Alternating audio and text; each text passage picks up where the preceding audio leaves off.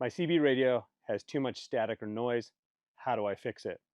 Well, there can be a bunch of reasons why your radio has static. Now, if you're communicating on AM channels on CB, you're going to have static anyway. That's what you're using your squelch for, is to squelch that static out.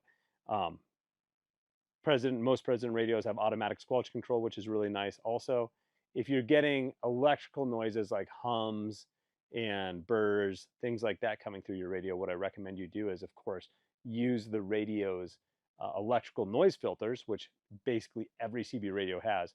Use those, but if you still experience noises coming through your radio, um, make sure that the radio, the black wire coming off your radio, is grounded to its own independent location. For instance, take it to its own bolt on the firewall that doesn't share any other connections with other electrical components, and you can reduce the noise coming through your system drastically by doing that.